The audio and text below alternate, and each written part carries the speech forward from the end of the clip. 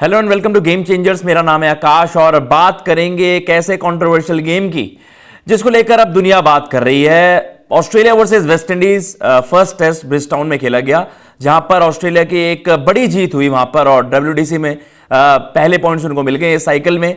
लेकिन ये मैच अब आगे जाकर जब हम इस मैच को याद करेंगे तो याद करने के लिए सबसे बड़ी चीज होगी कि भाई poor umpiring standards, pathetic umpiring standards इस मैच में हमने देखे। और जिस तरीके से सवाल उठे हैं उनको लेकर सोशल मीडिया पर भी बहुत ज्यादा बवाल मचा, लेकिन सब वेट कर रहे थे कि Roston chase post match press conference में इस चीज को किस तरीके से एड्रेस करेंगे। तो वहां पर उन्होंने साफ सीधा सवाल यह उठाया कि भाई जब खिलाड़ियों पर सैंक्शंस लगते हैं पुअर स्टैंडर्ड्स के लिए, तो फिर अंपायरिंग डिसीजंस पर इस तरीके के फैसले क्यों नहीं लेता आईसीसी। तो कहीं ना कहीं इस तरीके के सवाल वहां पर उठा दिए और कहीं ना कहीं ये जायज भी हैं, क्योंकि आपने देखा जो अंपायरिंग डिसीजंस थे वो वेस्ट इंडीज के अगेंस्ट मेजरली गए और उस तरीके से गए कि भाई वहां से गेम बदल सकता था। तो कहीं ना कहीं ये जो सवाल उठे हैं रिसेंटली हमने देखे हैं कि भाई पुअर अंपायरिंग स्टैंडर्ड्स, अंपायर्स पर उस तरीके के सैंक्शंस क्यों नहीं होते अगर आपकी परफॉर्मेंस उतनी आइडियल नहीं है जितनी आपसे एक्सपेक्टेड रहती है। क्योंकि एक अंपायरिंग डिसीजन टीम को बहुत ज्यादा कॉस्ट कर देता है। चाहे आप इनसाइड एजेस की बात कर लीजिए जो विजिबली नेकेड आइज से आपको दिख रहे हैं, हम देख रहे हैं कि even TV umpires, third umpires वहां से फंबल हो रहे हैं, जो बॉल कैरी नहीं हो रहा उसको उस तरीके से वहां पर दिखा दिया। एक गेम चेंजिंग ये आप देख सकते हैं, ये भी हुआ था। वेस्ट इंडीज के अगेंस्ट ही सारे डिसीजंस गए, तो एक फ्रस्ट्रेटेड रॉस्टन चेज से आप क्या एक्सपेक्ट कर सकते हैं। उनकी क्या स्टेटमेंट आई आपको बता देते हैं भाई और उस पर चर्चा करते हैं। उन्होंने कहा था कि ये बड़ा निराशाजनक है, बहुत ज्यादा फ्रस्ट्रेटिंग था, क्योंकि ओवरऑल आपकी तरफ से आप बेस्ट करना चाहते हैं and you are giving it your all. आप अपनी पूरी तरीके से, यार फास्ट बॉलर्स ने कितना दमखम लगाया। ऑब्वियसली यार ऑस्ट्रेलिया हॉट फेवरेट्स थी वहां पर मैच जीतने के लिए, लेकिन वेस्ट इंडीज ने क्या दमखम दिखाया, 180 रनों पर पैक कर दिया ऑस्ट्रेलिया को। और एक मोमेंट पर जब रॉस्टन चेज की पार्टनरशिप लगी हुई थी वहां पर शी-होप के साथ, तो वहां पर लग रहा था कि वेस्ट इंडीज लीड ले लेगी। लेकिन वहां पर एक ऐसा कंट्रोवर्शियल डिसीजन आया जिसको लेकर हमने देखा पूरी क्रिकेट फेडरेटिटी उस पर अपने बयान दे रही है। और कहीं ना कहीं जो सोशल मीडिया पर भी फैंस के रिएक्शंस थे वो बहुत ज्यादा हार्श थे भाई, वो बहुत ज्यादा मतलब वो है कि वो डिजर्व करते थे जिस तरीके के अंपायरिंग डिसीजंस वहां पर लिए गए।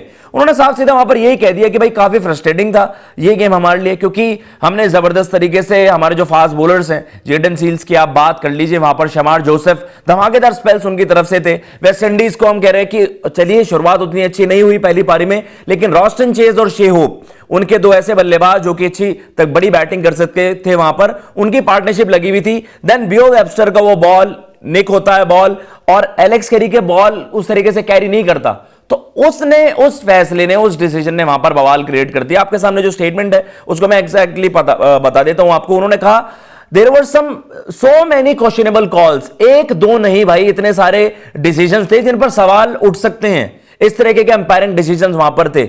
उन्होंने कहा कि यार यू आर आउट देयर, आप अपने देश के लिए, आप अपनी कंट्री को वहां पर जिताने के लिए फाइट करते हैं और you are giving it your all, लेकिन जब इस तरीके के डिसीजंस आपके साथ नहीं जाते, when nothing is going your way, it could be heartbreaking. भाई वो ऐसे कि आपका दिल तोड़ दिया। पूरी टीम एक फाइटिंग स्पिरिट होती है, उस स्पिरिट को ही नहीं चला देती है। इस तरीके की चीजें होती हैं एज इफ कि सब हमारे अगेंस्ट है। You see what set batters can do on the wicket. उन्होंने वही कहा अपनी और शी-होप वाली पार्टनरशिप के बारे में, कहा कि भाई सेट बैटर्स, इस तरीके के विकेट पर सेट होना ही सबसे मुश्किल है। हम सेट थे और वहां पर फिर इस तरीके का डिसीजन हुआ। You are out there playing to win, giving your all and it seems like everyone is against you. आप आखिरी लाइन पर अगर ध्यान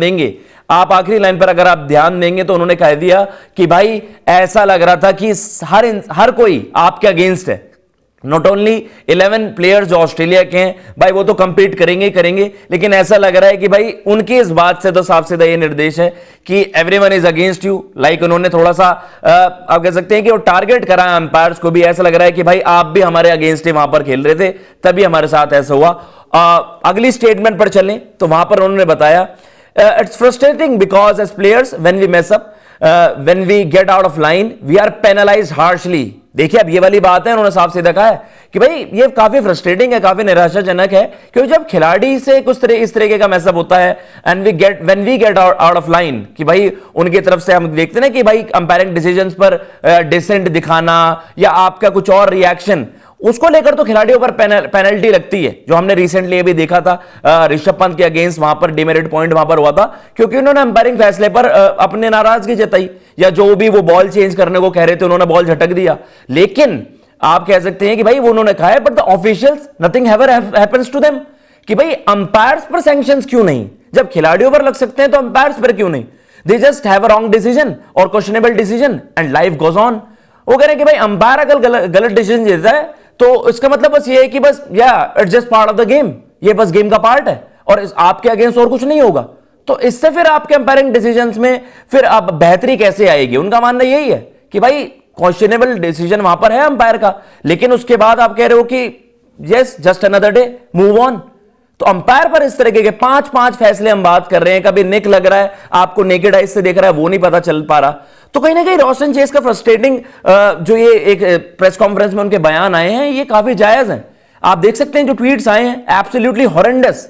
ये भाई नॉर्मल ट्विटर पर हमने देखा, एक्स पर हमने देखा, now popularly known as X, कि भाई वहां पर आप देख रहे हो absolutely horrendous umpiring by the third umpire Adrian Holdstock साहब। आपकी तरफ से इस तरीके के ब्लंडर्स वहां पर हुए तो उन्होंने साफ सीधा वहां पर कह दिया कि भाई ब्लंडर है। अगर आप बाकी ट्वीट भी देखे जाएं तो उन्होंने वहां पर यही clear deflection yet given out, भाई इतना बड़ा डिफ्लेक्शन आपको नहीं दिख रहा, और फिर उसके बाद आप कह रहे हो कि नहीं कंक्लूसिव एविडेंस वाली चीज है। तो यार ये ऐसी चीजें हैं जिन पर सवाल उठना लाजमी है, और रोशन चेज ने वही कहा, और भाई उनका पूरा राइट है कि वो भी इस तरीके की बातें करें, क्योंकि एक कैप्टन के तौर पर उनकी टीम ने फाइट किया and all of a sudden आप देख रहे हो अंपायरिंग डिसीजंस की वजह से उनको वहां पर कॉस्ट हो गया। एक बार वो स्टेटमेंट, आखिरी वाली स्टेटमेंट आपके सामने चला देते हैं और फिर आप बताइएगा।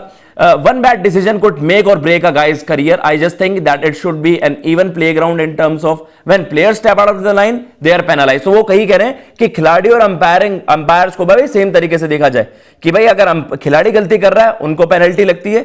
I think that there should be some penalty put in place when you have blatant decisions going against you. साफ सीधा आईसीसी से भाई उन्होंने कह दिया है, ये गवर्निंग बॉडी पर ही उन्होंने साफ सीधा उनके ऊपर ही बात रख दी है कि भाई अगर अंपायर से इस तरीके के डिसीजंस हों तो आप पेनल्टी लगाइए, आप कड़े एक्शंस वहां पर लीजिए। आपका क्या मानना है, क्या अंपायरिंग डिसीजंस पर इस तरीके के कुछ नियम वहां पर लागू करने चाहिए आईसीसी को? हम देखते हैं आए दिन कोई नए रूल आ जाते हैं, कभी पावर प्ले को लेकर, कभी हम देख रहे हैं कि डीआरएस को लेकर। क्या अंपायर्स पर भी इस तरीके के एक्शंस लिए जाने चाहिए? आपका क्या मानना है कमेंट बॉक्स में जरूर बताइएगा। जो ये बात रखी है रोशन चेज ने, आपको क्या लगता है, कितने जस्टिफाइड है स्टेटमेंट्स? फिलहाल मैं लेता हूं इजाजत। अगर आपको ये वीडियो पसंद आई हो, चैनल को सब्सक्राइब करना बिल्कुल मत भूलिएगा। नाइबर्स पर आप हमें ज्वाइन कर सकते हैं, बड़ा जबरदस्त प्लेटफॉर्म है लोकल कनेक्ट, एंड प्लीज ऐसे ही आप सपोर्ट करते रहिए।